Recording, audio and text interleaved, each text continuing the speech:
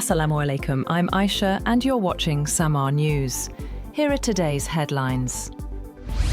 Iran's supreme leader has warned that US attempts to depose his government would fail, as Washington and Tehran began indirect talks in Geneva on their long-running nuclear dispute amid a US military build-up in the Middle East. Just a few hours after the negotiations began, Iran's semi-official Fars news agency reported that parts of the strategic Strait of Hormuz will close for a few hours due to security precautions, while Iran's elite Revolutionary Guards conduct military drills in the world's most vital oil export route.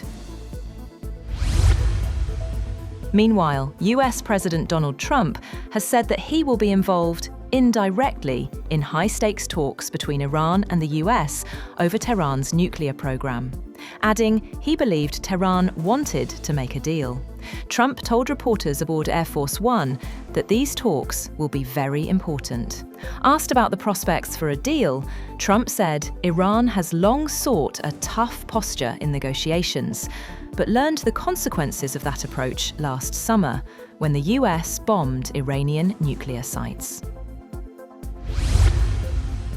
The foreign ministers of 8 Islamic countries, including Pakistan, have strongly condemned Israel's decision to designate lands in the occupied West Bank as so-called state land. In a joint statement, the ministers described the move as a serious violation of international law and a dangerous escalation that threatens the prospects of a two-state solution. The joint statement was issued by the foreign ministers of Pakistan, Egypt, Jordan, the United Arab Emirates, Indonesia, Turkey, Saudi Arabia, and Qatar.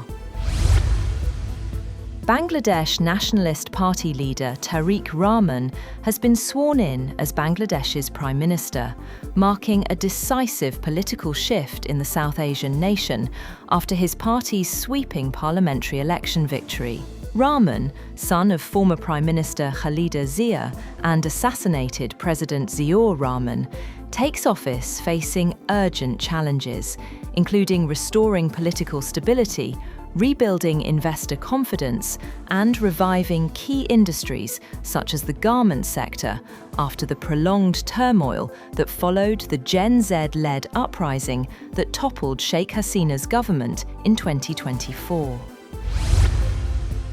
Russian forces have pounded Ukrainian power infrastructure before a new round of peace talks, killing 3 energy workers and leaving tens of thousands of people without power and heat. President Volodymyr Zelensky condemned the overnight strikes on 12 Ukrainian regions that came under attack hours before the scheduled start of US-backed trilateral talks involving Kyiv and Moscow in Geneva. Zelensky wrote on X that it was a combined strike, specially calculated to cause as much damage as possible to our energy sector, calling for diplomacy to be backed by justice and strength.